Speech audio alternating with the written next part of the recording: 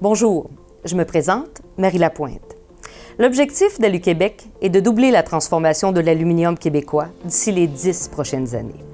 Notre mission est de favoriser l'arrimage entre les utilisateurs finaux et tous les joueurs de la chaîne industrielle d'aluminium au Québec. En tant que joueur central de la stratégie québécoise de développement de l'aluminium, une des mesures qui nous a été confiée a été d'explorer comment on pourrait favoriser davantage l'utilisation de l'aluminium québécois. C'est pourquoi en 2016, nous avons mandaté la firme STIC afin de réaliser une caractérisation des flux d'approvisionnement et aussi de comprendre quelles sont les contraintes et les pistes de solutions des entrepreneurs pour transformer encore davantage d'aluminium au Québec. Bon visionnement.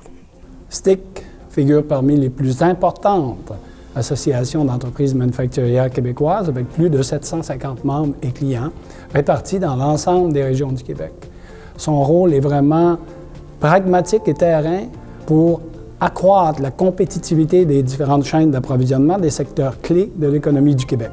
STIC joue un rôle d'intermédiaire entre l'offre et la demande, entre les grands donneurs d'ouvrages et les PME, qui sont des fabricants de pièces ou encore composants, et qui offrent, en quelque sorte, veulent vendre leur expertise en matière de fabrication et de production. Notre organisation a fêté cette année ses 30 ans d'existence et l'horizon de croissance sur le plan stratégique est vraiment très intéressant et orienté vers le développement des marchés, l'amélioration de la compétitivité et le développement des affaires. Il me fait plaisir de vous présenter les résultats de nos travaux relatifs à la caractérisation des besoins en matière d'approvisionnement des entreprises du secteur de la transformation de l'aluminium au Québec et plus particulièrement des entreprises de deuxième transformation. Mon nom est Normand Voyer, je suis vice-président stratégie de STIQ. Je serai accompagné pour la présentation d'aujourd'hui de M. Jean-Daniel Brisson du groupe StratExec. À l'ordre du jour aujourd'hui, 4 points. On vous entretient du mandat de l'étude, de la méthodologie et de sa portée. On dressera le portrait de la deuxième et de la première transformation de l'aluminium au Québec, des constats relatifs à la caractérisation des besoins et, en conclusion, certaines pistes également de solutions. Le mandat d'étude. Il s'inscrit dans la stratégie du gouvernement du Québec de soutenir la transformation de l'aluminium au Québec. Il a comme objectif de comprendre les mécanismes et les enjeux qui règlent le secteur de la transformation de l'aluminium et également de voir leur impact sur l'ensemble de la chaîne d'approvisionnement. Alors, en termes de méthodologie, on a procédé de la façon suivante. Une revue de littérature pertinente, des entrevues qui ont été menées auprès de plus de 25 entreprises qui sont actuellement des entreprises qui travaillent dans le secteur de l'aluminium. Et on a rencontré également des courtiers et également des distributeurs pour avoir un portrait le plus complet et le plus global possible. La liste des entreprises qui ont été rencontrées sont dans différents segments, dans différents maillons de cette chaîne d'approvisionnement. Ce sont des intervenants qui sont en autorité dans les entreprises. Et également, dans le cas des grandes entreprises, ce soit des gens qui étaient au domaine du développement des affaires ou encore aux ventes.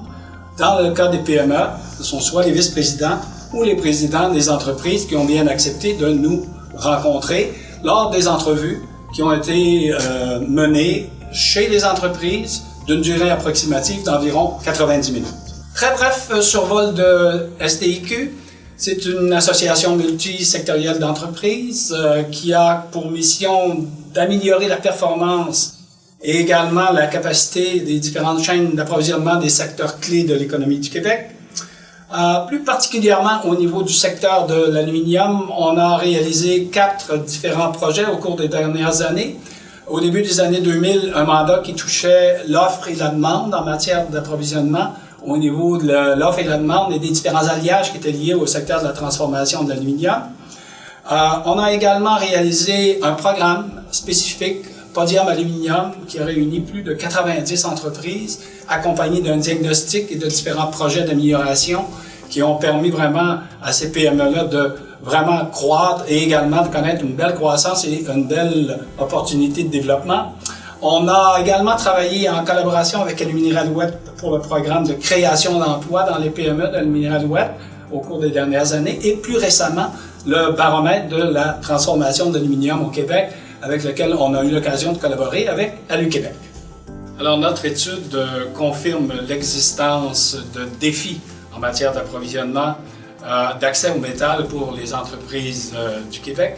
On les a regroupés en 3 éléments, à savoir les enjeux liés à la filière de la deuxième transformation de l'aluminium, les enjeux liés à la structure et à la taille du marché au niveau du Québec, et en terminant, au 3e lieu, les enjeux liés à la perception des intervenants du secteur. Un des défis que l'on avait était de schématiser, en quelque sorte, les différentes avenues que la matière peut emprunter pour, à l'origine, partir des alumineries et aller dans les différents maillons de la chaîne des entreprises et également se retrouver en finalité chez le client. Alors donc, on avait un défi de taille, c'est une première selon les recherches que l'on a faites. Et pour faciliter la compréhension, on va y aller étape par étape ou encore segment par segment. Débutons avec les entreprises de première fusion, les transformateurs, et les entreprises de première transformation. Alors donc, ce sont des entreprises généralement de très grande taille, des entreprises multinationales qui ont des activités au Québec et qui ont des liens avec les entreprises de première transformation. Je vous rappelle que ces entreprises-là ont environ à leur actif plus de 10 000 emplois et sont liées entre elles avec des liens assez soutenus. Alors, la taille et la grosseur des flèches fait état en quelque sorte de l'importance des volumes qui sont transités à l'intérieur même de ces différentes entreprises.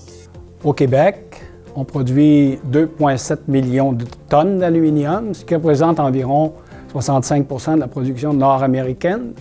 Au moment de réaliser l'étude, c'est-à-dire au premier semestre de 2006, 14 alumineries étaient en opération en Amérique du Nord, dont 9 au Canada, 8 au Québec et 1 en Colombie-Britannique.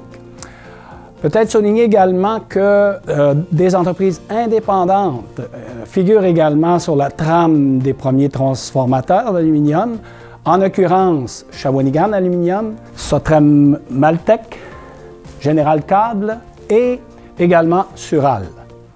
Un élément important à mentionner, dans certains cas, il y a un petit peu d'importations qui sont réalisées par Alcoa et RT, occasionnellement pour répondre à certains besoins plus spécifiques. Les alumineries du Québec évoluent dans un marché global, un marché qui est mondial.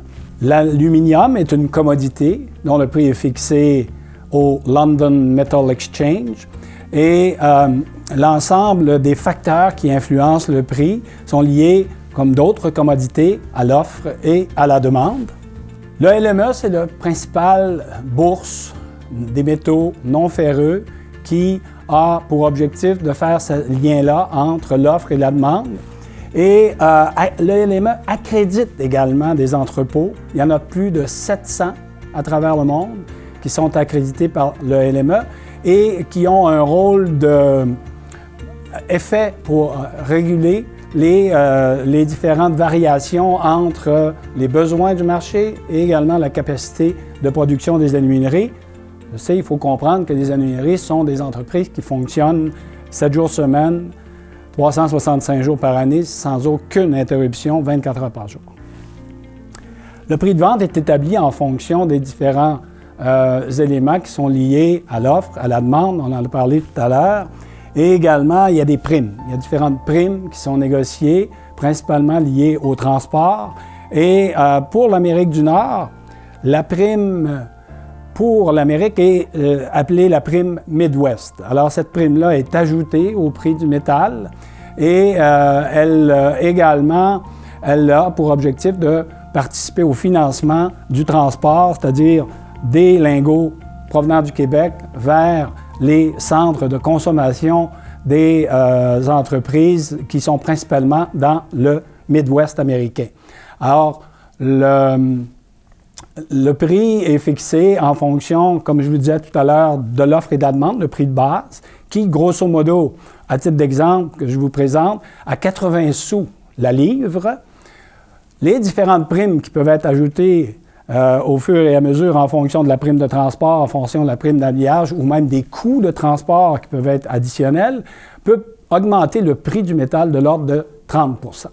Alors, on ajoute à la carte le rôle du LME. Vous voyez l'intensité, la grosseur des flèches, en fait, qui acheminent le métal au niveau du marché mondial.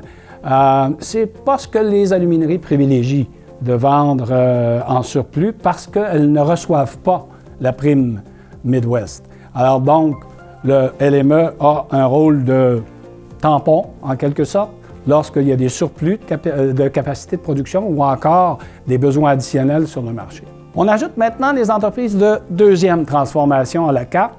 Alors donc, c'est un maillon qui est beaucoup plus petit en nombre. Au niveau du Québec, on dénote environ une trentaine d'entreprises dans ces procédés de fabrication-là qui sont liés à l'extrusion, au moulage, au tréfilage, à la coupe et également fabricants de tiges. Alors donc, ce sont des procédés de deuxième transformation, puis leur marché, à ce moment-là, sont des entreprises qui sont en troisième transformation, qui vont faire soit de l'enlèvement de métal, de l'usinage ou encore d'autres procédés, et ou du traitement thermique également.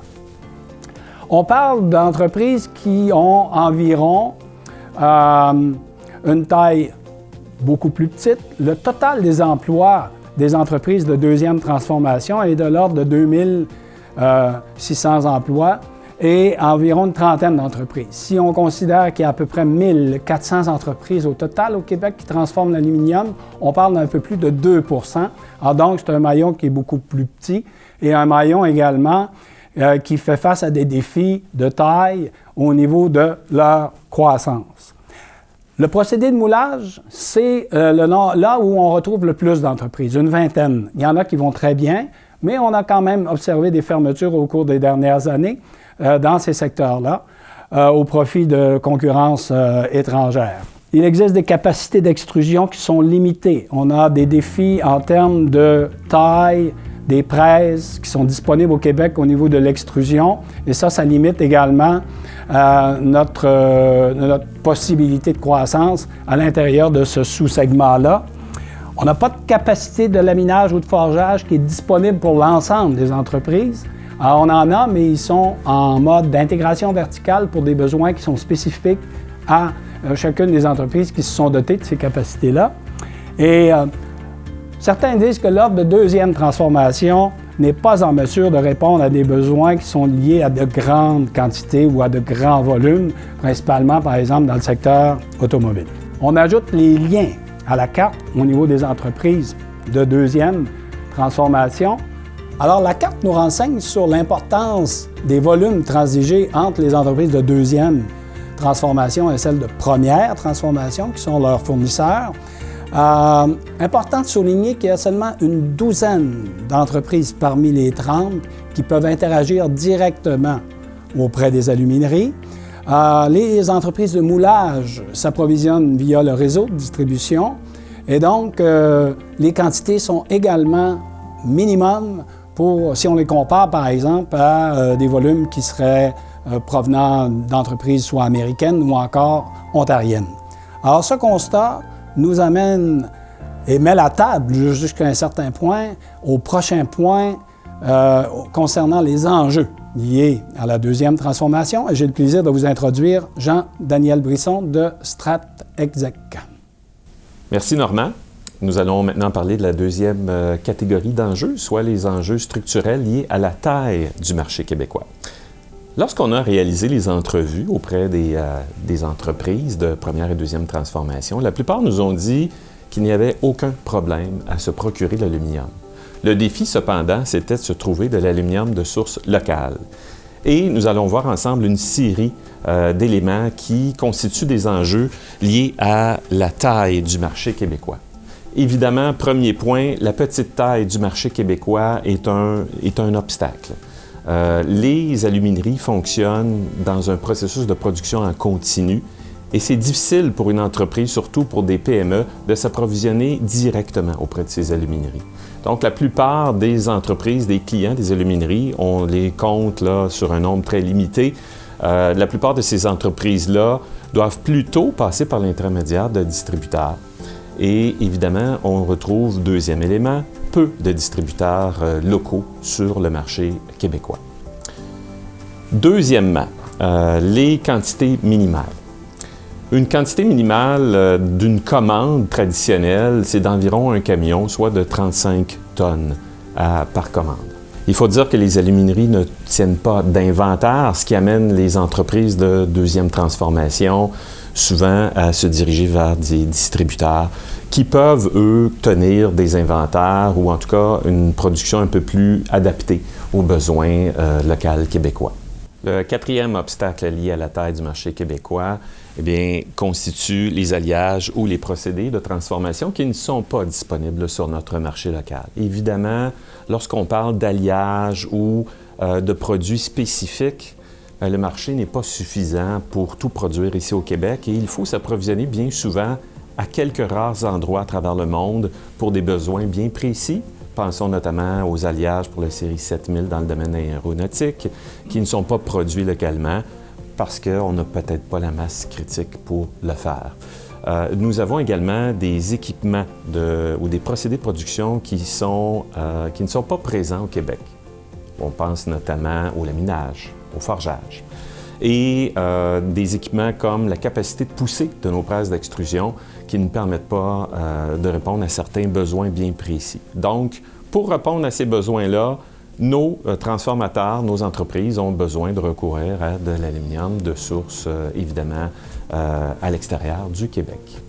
On continue toujours avec le marché. Donc, un autre enjeu, un autre obstacle sont les délais d'approvisionnement. On note habituellement un délai d'approvisionnement de 24 heures à 1 mois pour une aluminerie. Et pour un distributeur, ces délais peuvent aller jusqu'à 4 mois. Évidemment, encore une fois, lorsqu'on a un alliage ou un produit précis, bien, on ne peut pas se permettre d'attendre et on a besoin de flexibilité, ce qui n'est pas le propre d'un processus de production en continu pour une aluminerie. Donc, c'est difficile pour nos alumineries de faire preuve de toute la flexibilité requise pour les entreprises et de répondre à des besoins parfois très précis où on a besoin, par exemple, d'un alliage spécifique et qui peut représenter une consommation de 70 kg par année.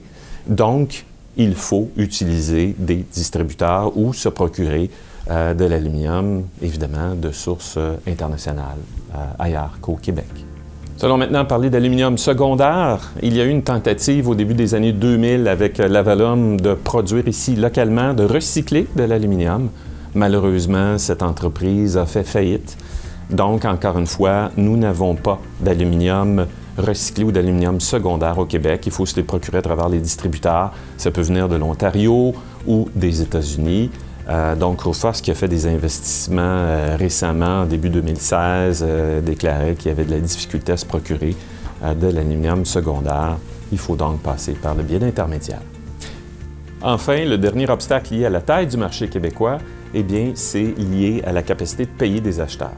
Chez STIC, on observe régulièrement la chaîne d'approvisionnement de différents secteurs et évidemment, l'aluminium, c'est comme d'autres chaînes d'approvisionnement. On a un défi de rencontrer, dans le fond, les termes de paiement.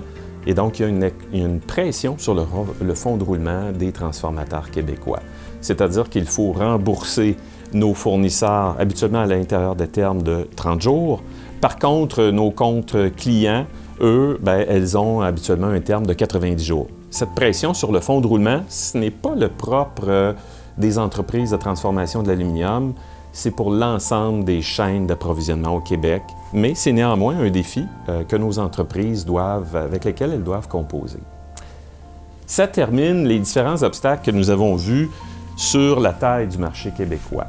Ça nous amène à constater que, on a vu que le marché ici local était relativement modeste et ça explique aussi le fait que, évidemment, on va retrouver, par exemple, pour des alliages, pour des besoins bien précis, bien, il y a un approvisionnement qui se fait hors Québec. Donc, on voit sur notre cartographie des flux d'aluminium un élément important, les distributeurs. Les distributeurs vont être en mesure de s'adapter bien davantage à la spécificité des PME québécoises et évidemment aussi à la réalité des transformateurs de deuxième niveau dans l'aluminium. Fait à noter, on retrouve peu de distributeurs québécois. Ce sont des entreprises soit canadiennes ou internationales. Enfin, pour terminer la cartographie des flux d'aluminium au Québec, on voit à votre extrême droite l'aluminium secondaire. Donc, l'aluminium recyclé n'est pas présent au Québec. Il faut se procurer de sources externes, souvent par le biais de distributeurs, et ça peut venir de l'Ontario et du nord-est des États-Unis notamment. Vous pouvez donc observer à l'écran la cartographie complète des flux d'aluminium pour le marché québécois. 3 grands constats. Dans un premier temps, peu de sources locales. Deuxièmement, on voit que une partie significative de l'aluminium est dirigée à l'extérieur du marché québécois. Et finalement, en troisième lieu, une complexité de l'ensemble des flux. Nous allons maintenant regarder une troisième catégorie d'enjeux qui est liée à la perception des entreprises. Donc, la perception des intervenants, dans un premier temps, ça a lieu sur une incompréhension des mécanismes de fonctionnement. On a vu un peu plus tôt les mécanismes, notamment de marché du LME.